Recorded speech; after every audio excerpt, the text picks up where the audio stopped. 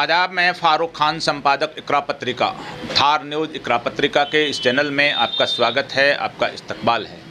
लोकसभा चुनाव 2024 की कवरेज यात्रा हमारी राजस्थान से उत्तर प्रदेश में चल रही है। राजस्थान में 2 चरणों में चुनाव हो चुका है और उत्तर प्रदेश के जो कुछ इलाकों में, गांव कस्बों में हम घूम रहे हैं और अभी हम बदायूं लोकसभा में आए हैं। और ये जो एरिया है जहां हम बैठे हैं, ये सामने हमारे अंकित भैया हैं जिनकी ये दुकान है। और ये जो बिहारी जी कॉर्नर, जो कृष्ण जी की फ़ोटो लगी हुई है सामने, और ये लस्सी की, चाय की, नाश्ते की इसकी दुकान है बस स्टैंड के पास में, परशुराम चौक के ऊपर। तो हम यहाँ आए तो हमने भी यहाँ लस्सी पी और एक लस्सी और पी रहे हैं। तो यहाँ जो चर्चा यहाँ के जो सियासी माहौल पे, बदायूं के, यूपी के और देश के तमाम तर जो हालात, सियासी हालात हैं, उस पर हम चर्चा कर रहे थे। तो अंकित भैया से बात हुई तो कहे भाई यहीं अपन बैठ करके कुछ चर्चाएं करते हैं। तो कुछ साथी आ गए, कुछ ग्राहक हैं।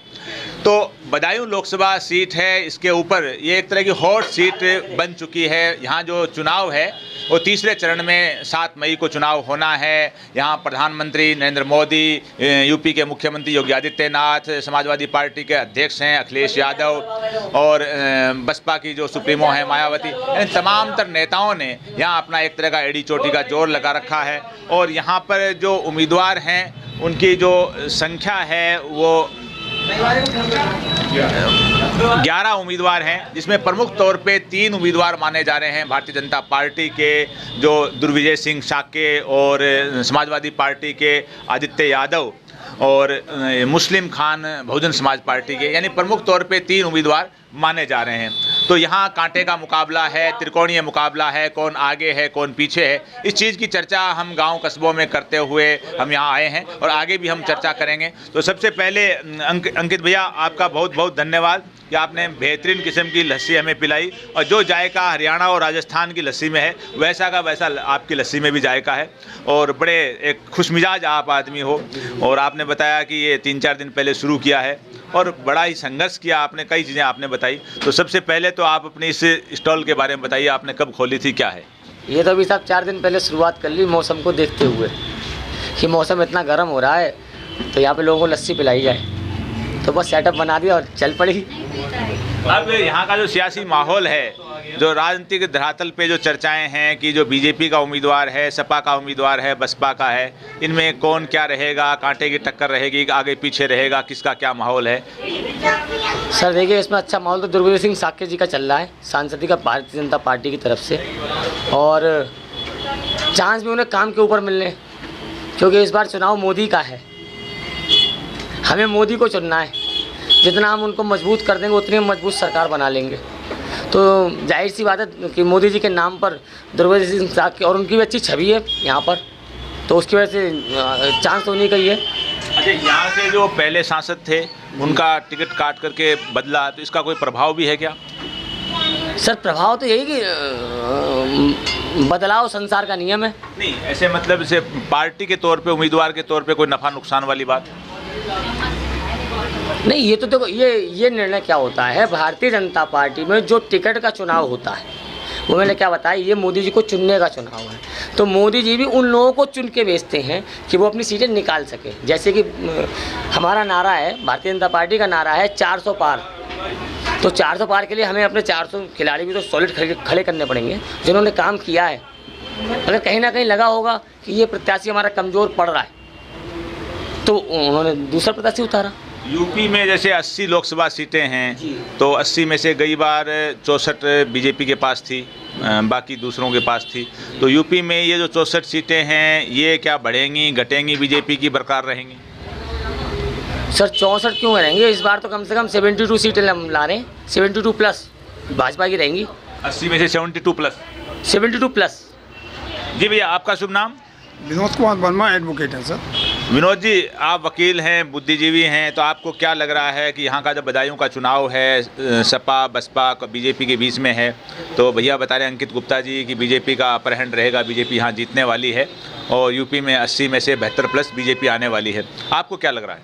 सर चुनाव तो ये है कि भाई उम्मीदवार हमारे यहाँ अभी जो 2 उम्मीदवार हैं सपा और बीजेपी के वही हैं। तीसरे का तो मामला अभी बड़ा, बसपा का कोई वजूद नहीं है। कोई वजूद तो नहीं कह सकते, नहीं है, लेकिन प्रत्याशी में दम नहीं। मतलब आपके हिसाब से टक्कर बीजेपी और सपा के बीच नहीं है, क्योंकि ऐसा है वोट बैंक सपा का भी कम नहीं है, सपा का भी है, और प्लस यहाँ हिंदुत्व का भी वोट है, तो ऐसा नहीं है, वोट बैंक दोनों का है। टक्कर दो ही की है। आपको बराबर की टक्कर लग रही है या कोई आगे पीछे लग रहा है? बराबर की। जैसे अंकित भैया ने कहा कि बीजेपी आगे है, आपको क्या लग रहा है? ऐसा नहीं कह सकते कि बीजेपी आगे है, लेकिन मेरे अपने विचार से बराबर किया है। जीत हार जो होगी बहुत बड़े अंतर से नहीं होगी। अंतर से नहीं होगी। सिर्फ पिछली बार यहाँ से जो भाजपा ने संघमित्रा को टिकट दिया वो सांसद बने थे, और सपा ने धर्मेंद्र यादव को दिया, इस बार उनको आजमगढ़ भेज दिया, और आदित्य यादव को टिकट दिया है, वो भी मुलायम सिंह जी के परिवार से हैं, शिवपाल यादव के पुत्र हैं। तो ये इसका भी कोई लग रहा है आपको कि पिछले बार जो धर्मेंद्र यादव मामूली वोटों से 17-18 हज़ार वोटों से यहाँ हारे थे, उनको बदल दिया, आदित्य यादव को लाए, वो भी उसी परिवार के, ऐसा कोई है? उसका तो प्रभाव पड़ेगा। जितना वर्क हमारे सांसद पूर्व सांसद धर्मेंद्र यादव जी ने किया, उतना काम संघमित्रा जी ने नहीं किया, और उनको जो है किसी कारणवश यहाँ से जाना पड़ा, लेकिन अगर होते तो और अच्छे मुकाबला होता। जी भैया, आपका शुभ नाम? मैं पंकज कुमार। पंकज जी, आप इसी लोकसभा के हो? जी, बदायूं लोकसभा से हूँ मैं। आपको क्या लग रहा है? इन दोनों भैया ने, अंकित जी ने बीजेपी का बताया, ये बता रहे हैं टक्कर है, तो आपको क्या लग रहा है दोनों में या तीन पार्टियों? समाजवादी का ये गढ़ है बदायूं, 23 लोकसभा बदायूं समाजवादी का गढ़ है, और जो इस बार का चुनाव है वो कांटे की टक्कर देगा, कांटे की टक्कर रहेगी। मेरे हिसाब से कांटे की टक्कर रहेगी बीजेपी और समाजवादी में। बसपा का क्या रहेगा? नहीं, बसपा तो बाहर है बिल्कुल, बसपा। दो ही पार्टियों की लड़ाई। Yes yes. अच्छा, ये वोट पड़ेगा, ये स्थानीय मुद्दों पे पड़ेगा, राष्ट्रीय मुद्दों पे पड़ेगा, प्रधानमंत्री के चेहरे को पड़ेगा, योगी आदित्यनाथ के चेहरे को पड़ेगा, अखिलेश यादव को पड़ेगा, यानी कोई चेहरे को, मुद्दों को कैसे पड़ेगा आपके हिसाब से? देखिए, जो बीजेपी का वोट है वो तो नरेंद्र मोदी जी के चेहरे के लिए वोट जाएगा। बाद बाकी का जो समाजवादी का वोट है वो जो अखिलेश यादव जी की सरकार में जो विकास का कार्य बदायूं में कराया गया था, उन्हें उस बेस पे वोट मिलेगा। अच्छा, आप ये बताइए, अभी जो योगी आदित्यनाथ मुख्यमंत्री हैं 2 बार से, और नरेंद्र मोदी प्रधानमंत्री हैं वो भी 2 बार से, अखिलेश यादव भी मुख्यमंत्री रहे हैं, तो ये वो 5 साल रहे, योगी आदित्यनाथ को 7 साल हो गए, तो दोनों मुख्यमंत्री को, योगी आदित्यनाथ को, अखिलेश यादव के काम में से आप दोनों को 10 में से कितने कितने नंबर दे रहे हैं? हाँ, मैं योगी जी को तो 10 में से 10 नंबर दूंगा। अखिलेश यादव को? अखिलेश यादव ने कार्य तो ठीक किए थे, लेकिन 10 में से मैं उन्हें 7 नंबर देना चाहूँगा। उनको, उनके 3 काटोगे? जी बिल्कुल। और प्रधानमंत्री मोदी के 10 साल के काम को? उनको भी 10 में से 10 नंबर दूंगा। जी भैया, आपका शुभ नाम? जी कृष्णा। आपका शुभ नाम? कुलदीप। कुलदीप भैया, क्या करते हो आप? मैं स्टूडेंट हूँ। कौन सी क्लास में पढ़ रहे हो? Graduation first year. First year Badaun के ही हो? तो आप फर्स्ट वोटर हूँ। फर्स्ट वोटर हो? ये तो और खुशी की बात है, आप पहली बार देश की सरकार चुनोगे, और जो देश के करीब 97 करोड़ वोट हैं पूरे देश में, उनमें आपका भी नाम है, तो आपको क्या लग रहा है, पहली बार जो उत्साह है, क्या वोट देने के प्रति ज़्यादा उत्साह है या नहीं है? बहुत उत्साह है, पहली बार मैं अपनी लाइफ का पहला वोट दूंगा, वो भी लोकसभा चुनाव के लिए। वो लोकसभा चुनाव के लिए दोगे। अब आप ये बताइए कि जो दोनों तीनों भैया ने जो बात बताई, आपके हिसाब से सपा और बसपा की टक्कर है या कोई तीसरा भी है इसमें? बसपा की नहीं है, सपा और ओनली बीजेपी की। सपा और बीजेपी की। अब इसमें दोनों में आगे कौन लग रहा आपको? सर मतलब बदायूं में बीजेपी की और केंद्र में भी बीजेपी की बनेगी। आपके हिसाब से बीजेपी स्पष्ट तौर पे जीत रही है? हाँ, स्पष्ट तौर पे। अच्छा, आप एज ए स्टूडेंट, क्योंकि कुछ सालों बाद आप भी कंपटीशन दोगे, आपको भी नौकरी चाहिएगी, आपको क्या उम्मीद है राज्य सरकार से, केंद्र सरकार से, चाहे वर्तमान सरकार रहे, नई सरकार बने, कि as a student, as a नौजवान, कि सरकार ऐसा करे ताकि युवाओं को कुछ मिले? सर, मोदी जी चाहते हैं कि देश का युवा नौकरी ना करे। क्या करे? बिजनेस करे। हाँ, बिजनेस करे तो वो भी काम तो हो ही गया ना। मोदी जी सर नौकरी सर कितने को देंगे? हर साल 1 करोड़ युवा ग्रेजुएशन करता है, किस किस को देंगे? आपका भी फेवर यही है कि आदमी को बिजनेस करना चाहिए। बिजनेस करना चाहिए। तो सरकार को बिजनेस के मामले में क्या क्या मतलब कोऑपरेट करना चाहिए युवाओं का, ताकि वो अपना बिजनेस स्टार्टअप वगैरह खड़ा करे? आप क्या उम्मीद रख रहे हो सरकारों से? सर पहले तो सरकार को एजुकेशन सिस्टम चेंज करना चाहिए। ये एजुकेशन सिस्टम कबाड़ है इंडिया का। शुरू से मतलब 12th तक पढ़ाते हैं, कुछ काम नहीं आता ज़िंदगी में। मैथ के फार्मूला, फिजिक्स के फार्मूला, कुछ काम नहीं है ज़िंदगी में। और सर स्कूल में स्टॉक मार्केट की पढ़ाई करानी चाहिए। स्टॉक मार्केट की पढ़ानी हो। जी भैया, आपका शुभ नाम? मेरा नाम हर्ष वर्मा है। क्या करते हो भैया आप? मैं क्लास 11th में हूँ। अभी पढ़ रहे हो, तो पढ़ने के बाद क्या करने का इरादा है? Engineering line. अच्छा, तो आप ये बताइए, फर्स्ट वोटर हो गया आप भी? नहीं, मेरी अभी एज हो ही नहीं है वोट लायक। मैं 17। अच्छा, अभी वोटर लिस्ट में नाम नहीं जुड़ा, उम्र छोटी है, तो चुनाव में इंटरेस्ट है कि नहीं राजनीति में आपका? अभी तो खैर इतनी नॉलेज नहीं है बाहर की। तो जीतता हुआ कौन लग रहा है आपको यहाँ? जीतता हुआ तो मुझे मोदी जी लग रहे हैं। मोदी जी के नाम पे वोट पड़ रहा है? हाँ, मोदी जी के नाम पर। तो ये भैया थे हमारे बीच से। हम और भी कुछ लोगों से बात कर। जी चाचा, आपका शुभ नाम? मेरा नाम जितेंद्र कुमार वर्मा है, ह्यूमन राइट्स। जितेंद्र कुमार जी वर्मा, तो आप क्या करते हो सर? मानव अधिकार पर काम करता हूँ बदायूं में। मानव अधिकार का काम करते हो? जी, तो जी। आप ये बताइए, अपने बदायूं में मानव अधिकार क्या पूरी तरह से सुरक्षित हैं? मानव अधिकार से थोड़ा इधर, बदायूं इधर देखिए आप। बदायूं में मानव अधिकार पूरी तरह सुरक्षित हैं? बिल्कुल खतरनाक, खराब हैं? बहुत खतरनाक। वजह? विधायिका काम नहीं कर रही है। कार्य लोक सेवक जो जनता के नौकर हैं वो भ्रष्टाचार और लूट में दबे हुए हैं। मैं 64 साल का व्यक्ति हूँ, मेरी बेटी एक एडवोकेट है, एक गवर्नमेंट टीचर है, और मुझे 2 फर्जी FIR में फांस दिया पुलिस ने। 172 दिन मैं जेल में रहा। 172 दिन जेल में दे रहा? तो आपने अपराध क्या किया था ऐसा? जी, ऐसा क्या अपराध किया था आपने? कोई अपराध नहीं, फर्जी फांस दिया पुलिस ने। फर्जी? एक बस ने, जिसकी बेटी एडवोकेट है और एक गवर्नमेंट टीचर हो, सफिशिएंट इनकम है, क्या वो रंगदारी मांगेगा? किसी हफ्ता वसूली करेगा? आप गवर्नमेंट टीचर थे? जी, आप गवर्नमेंट टीचर हो? ना, मैं गवर्नमेंट टीचर नहीं, मैं ह्यूमन राइट्स पर वर्क करता हूँ। ह्यूमन राइट्स से पुलिस जो है घबराती है, डरती है। आपको फंसाया किसने? गवर्नमेंट ने फंसाया, प्राइवेट आदमी ने फंसाया? किसी ने? प्राइवेट आदमी से पुलिस ने इंसिस्ट कर दिया उनको कि इनके खिलाफ 2 FIR दे दो, हम इनको जेल भेजते तो हैं। फिर राज की व्यवस्था से इसका मतलब आप खुश हो या नहीं हो? जी? जो राज चल रहा है इसकी व्यवस्था से खुश हो या नहीं हो? ना, नहीं हो? ना। तो फिर क्या होना चाहिए आपके हिसाब से? होना ये चाहिए, रूल ऑफ लॉ कहलाता है, कानून का शासन, वो बिल्कुल नहीं है। कानून है, संविधान है, लेकिन संविधान का उल्लंघन हो रहा है। नहीं, जो जैसे लोकतंत्र बचाने की, संविधान बचाने की, मानवाधिकार की बातें सारी पार्टियां करती हैं। जी, जी। और आप बता रहे हो हालात भी अपने, तो तमाम तरह जो पार्टियां, इनसे आप उम्मीद क्या रख रहे हो कि ये पार्टियां क्या करें तो शासन व्यवस्था सही रहे, जनता का भला हो? कक्षा 8 पास या क्रिमिनल लोकसभा में या विधानसभा में पहुंच रहा है तो वो क्या करेगा? जिसका अंगूठा टेकना नहीं आता, इसको ये नहीं पता कि विधानसभा में सदस्य कितने हैं, लोकसभा के क्षेत्राधिकार क्या है, विशेषाधिकार क्या है। अब ये बताइए कि यहाँ जो बदायूं में बता रहे हैं सारे भैया कि बीजेपी और सपा में मुकाबला है, तो आपको क्या लग रहा है, ये मुकाबला आमने सामने का है, कोई आगे पीछे है? जो जनता है वो भावनात्मक उसमें बह जाती है, हुर हुर हुर हुर करके। मैं अरे कहाँ डाल रहे हो? बीजेपी को वोट डालने जा रहे हैं, तो साथ में वो भी, या राम मंदिर बन गया तो वो उसी से खुश है। दाल चावल चना और रिफाइंड और नमक फ्री में मिल गया तो वोट तो नहीं कोई देंगे। भावना का वोट चल रहा है। जी जी अंकित भैया, राधे राधे। आपका अभी हमने टाइम लिया है, और आप ये बताइए कि ये जो यहाँ का जो लोकल सियासी माहौल है उसमें आपने बताया था कि बीजेपी अपर हैंड रहेगी, वो जीत रही है। कुछ भैया कह रहे हैं टक्कर है, ये साहब कह रहे हैं कि यहाँ ह्यूमन राइट है उसका हनन हो रहा है। तो यहाँ की जो व्यवस्था है, शासन व्यवस्था, क्योंकि आप चौराहे पे बैठ रहे हो, हर किस्म का ग्राहक आपके पास आता है, तो क्या राज के काम से, यानी यूपी सरकार के काम से क्या जनता कितनी खुश है? 100% साहब। पहले ये बताऊँ, शाम को 7 बजे सब कुछ बंद, सारी लाइटें बंद, पूरे बाज़ार बंद।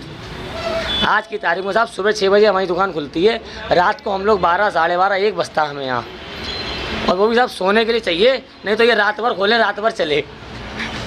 सबके अपने अपने विचार हैं, सबकी अपने अपने पॉलिटिकल जुड़ाव हैं, किसी भी पार्टी को कोई वोट दे। और ये जो ये इस दुकान के मालिक हैं। जी जी पप्पू भैया, क्या नाम पूरा आपका? प्रजापति। पप्पू प्रजापति। तो आपको क्या लग रहा है यहाँ क्या माहौल रहेगा चुनाव का? फल समाज में रहेगा उसका, बीजेपी का माहौल है बढ़िया। बीजेपी का माहौल है जी बढ़िया। और सपा का? सपा का ऐसे हल्का है।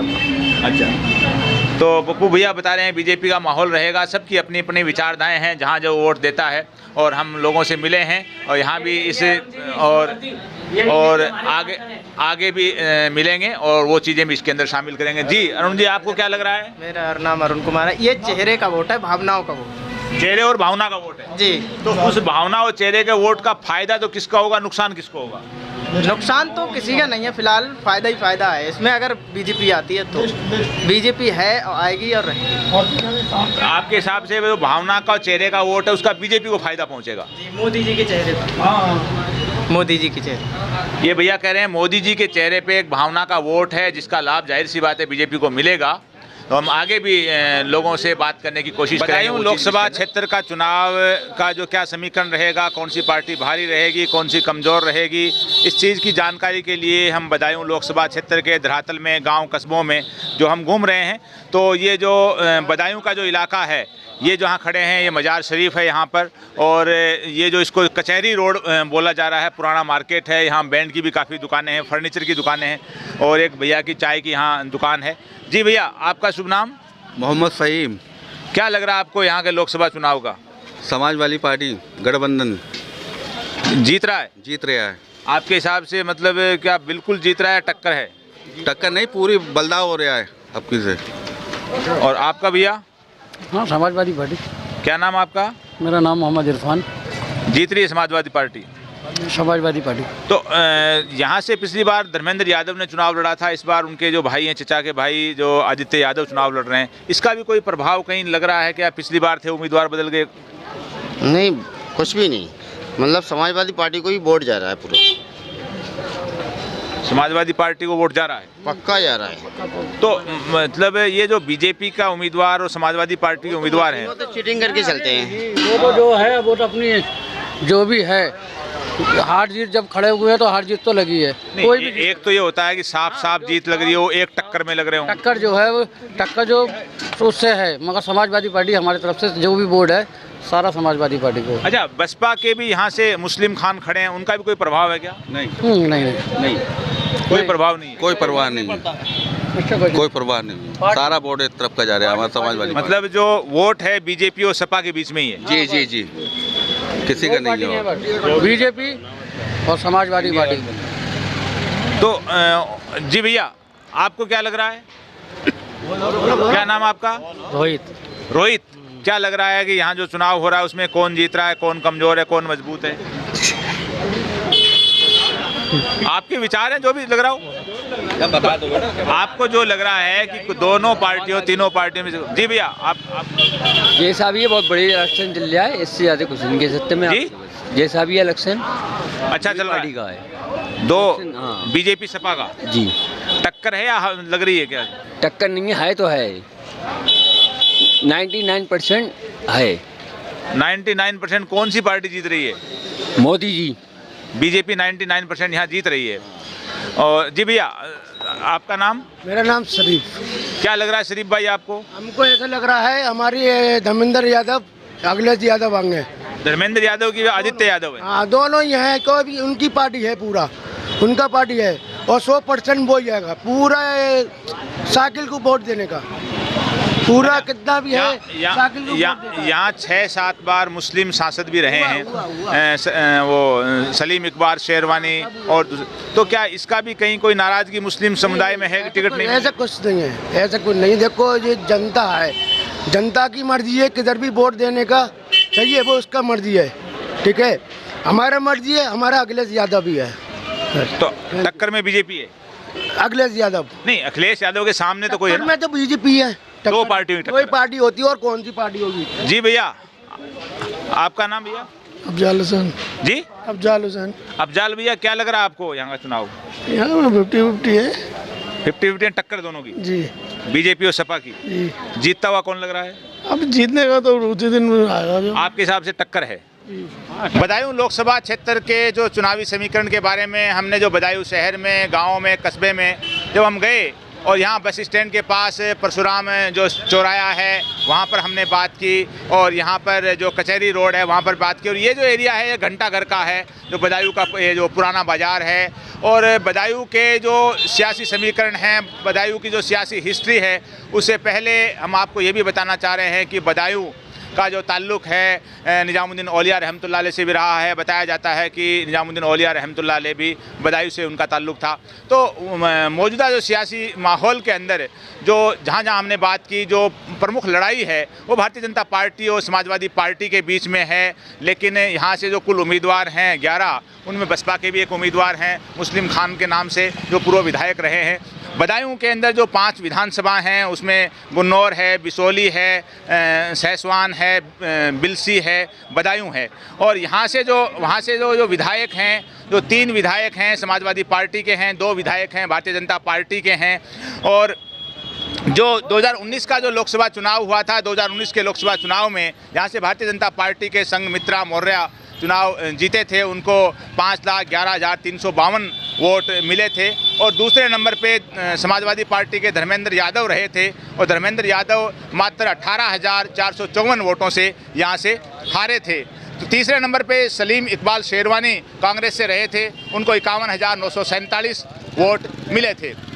जहाँ तक जो बदायूं का जो सियासी हिस्ट्री है यहाँ की, तो यहाँ से 1989 के अंदर समाजवादी नेता शरद यादव वो यहाँ से सांसद रहे थे 1989 में जनता दल से बदायूं से।